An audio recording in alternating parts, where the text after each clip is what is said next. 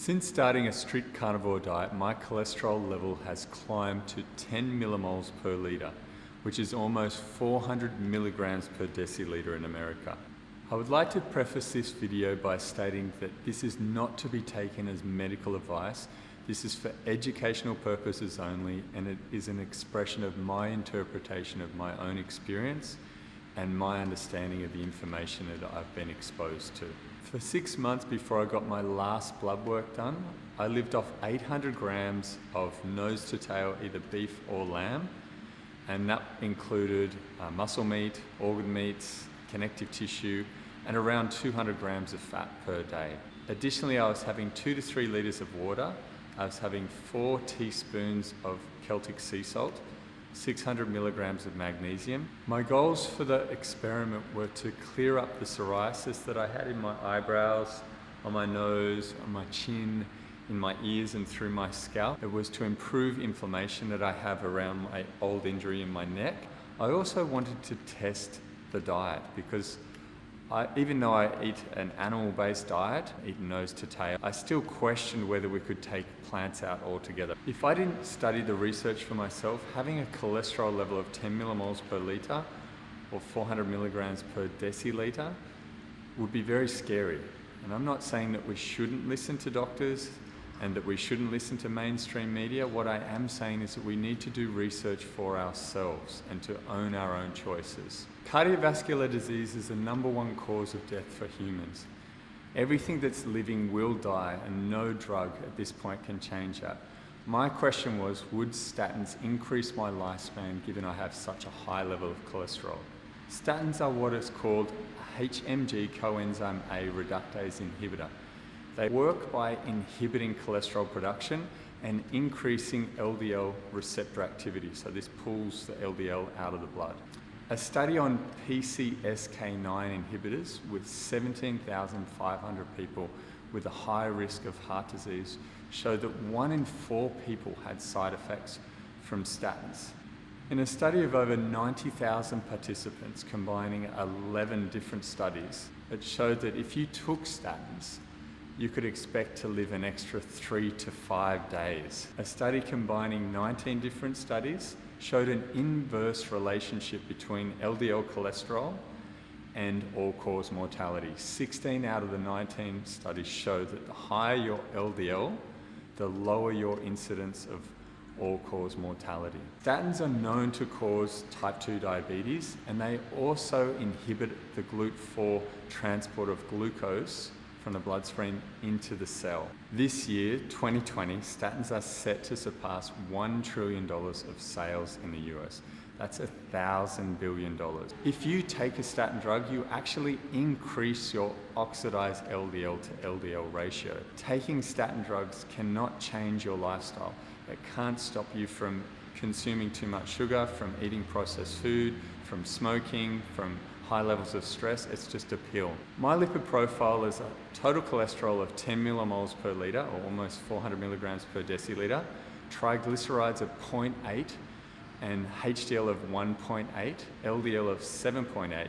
I have a C-peptide level of 0.1, and my insulin level is 2. And that looks like a type 1 diabetic. It looks like I can't produce insulin, but I can. I'm just very insulin sensitive, and I don't use it. I don't use insulin because I'm on a high-fat diet. This is why a ketogenic diet with high fat is so beneficial for those that are insulin dependent. My hemoglobin A1C is 5.6%, 38 millimoles per mole, and that's a measurement of glucose and hemoglobin. Those are in the normal range, but they are what I thought would be a little bit high. If you are doing a carnivore diet or a high-fat diet, the red blood cells tend to stay around a bit longer, so it pushes those up a little bit, but even so, they're still in a good range.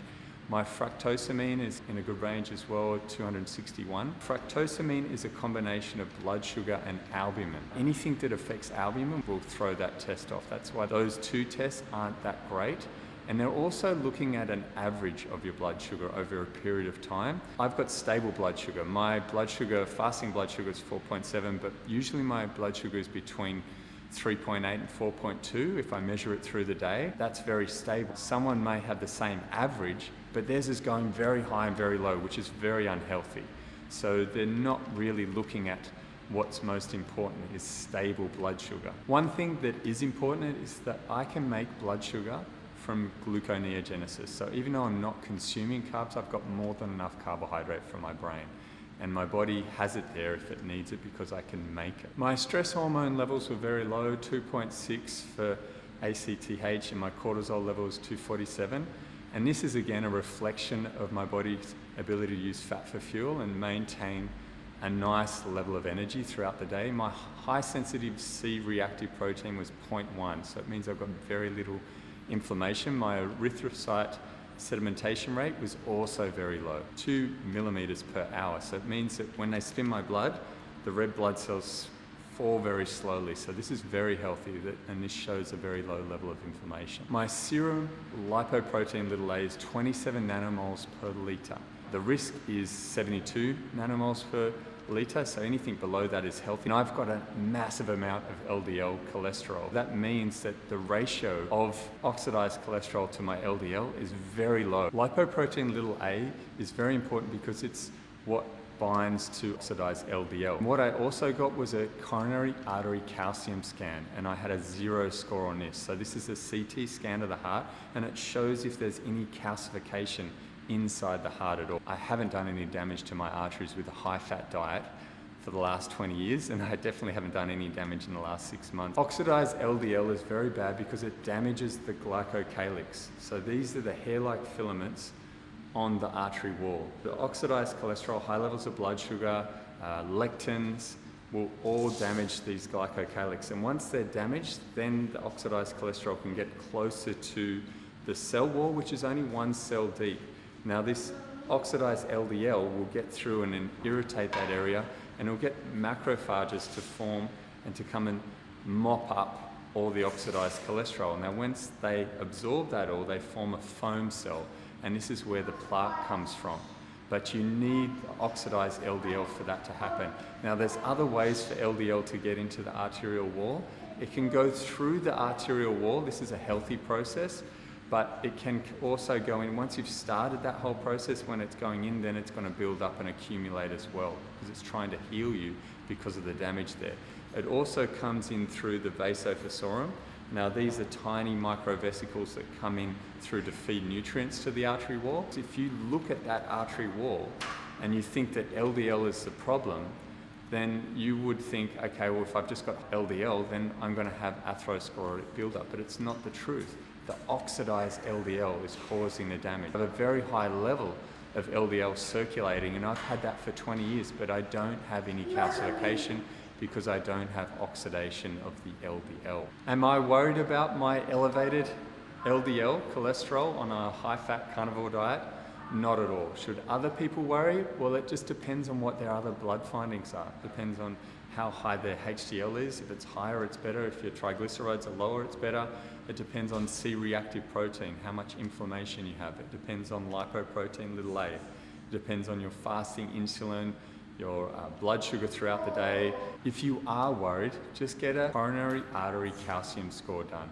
And this will show you if there is any disease occurring in your arteries. Simple things that I recommend people do for good health is to eat 2 whole food, sit-down, home-cooked meals per day. Eat ruminant animals, those that have 4 stomachs, nose to tail, with naturally occurring fats, with the meats, the connective tissue, and the organ meats, and get them from regenerative agricultural sources. Now, if you tolerate seasonal vegetables, great, eat those. Eat small amounts of fruit as well, very healthy if you tolerate them well. And you want to avoid all processed food, especially grains and vegetable oils. Don't snack. This includes all keto bars, fat bombs, all these healthy snacks. Try and just have sit-down meals and really enjoy every mouthful. Fasting from 12 to 18 hours a day is very simple. Some people do better on 3 meals a day and only fasting 12 hours. Some people do very well with that. 2 meals, I find it's very practical. Get 7 to 9 hours of good sleep every night. Move throughout the day and try and get 30 minutes of conscious movement every day, and vary that between higher, moderate and lower intensities. And most of all, love yourself and love this life. It's so beautiful. It's such an experience for all of us, and if you look after yourself, you can get more out of it. If you've got any questions, let me know, and I'll see you soon.